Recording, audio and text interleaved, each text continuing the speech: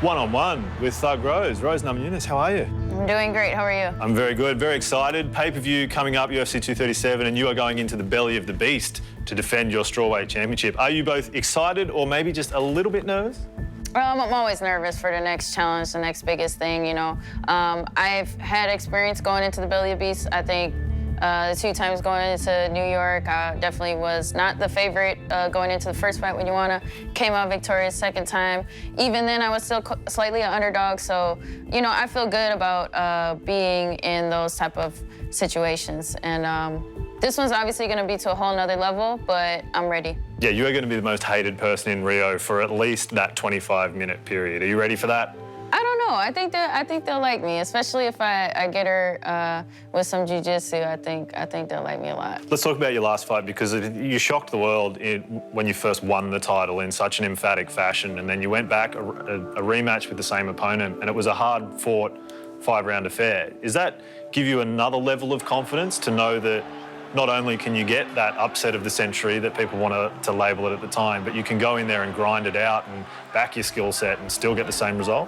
Yeah, I think for sure it definitely adds, you know, the more time you get in there, the more, like, I guess, quote unquote, comfortable you are. I definitely don't know how comfortable I am every time I'm having a fight, but you know, that experience does add up. And especially it was hugely gratifying for me to beat Joanna on a decision, not because I wanted to go to a decision. I honestly feel like, you know, with every other fight, if I go to a decision, I kind of, you know, Pat always says he considers it to be a loss, and I kind of take that same mentality of, like, if I don't finish the fight, then I did something wrong. But going into that fight with Joanna, the rematch, especially because their coaches were saying, you know, well, a real champion can go 5 rounds and win the fight, and they're usually gonna come out on top. And so maybe that was a little egotistical on my part to be like, well, I'll go 5 rounds with you too, in the back of my head, and maybe I brought that to fruition and kind of just made that happen.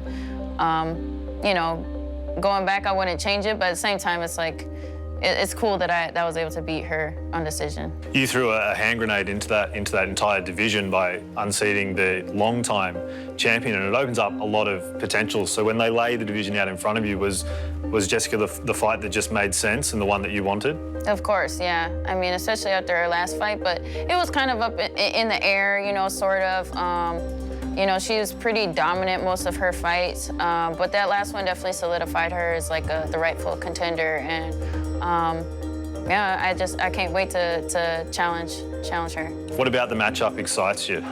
I think just because she's so unique, you know, she's you can't find many other females that are like that small and that powerful.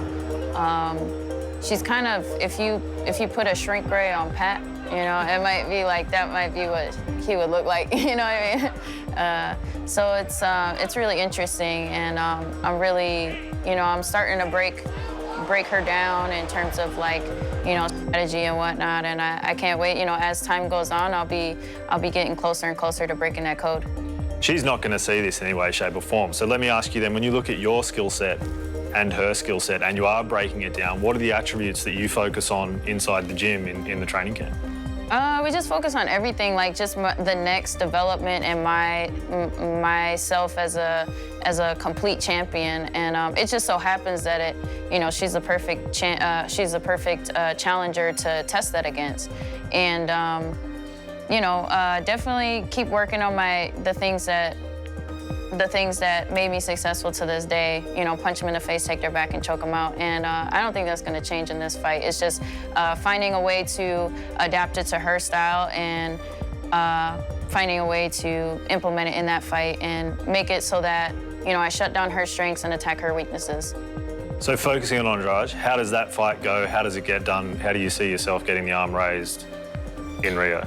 I see myself punch her in the face, take her back, and choke her out. That would be the ultimate way to win, especially in Rio.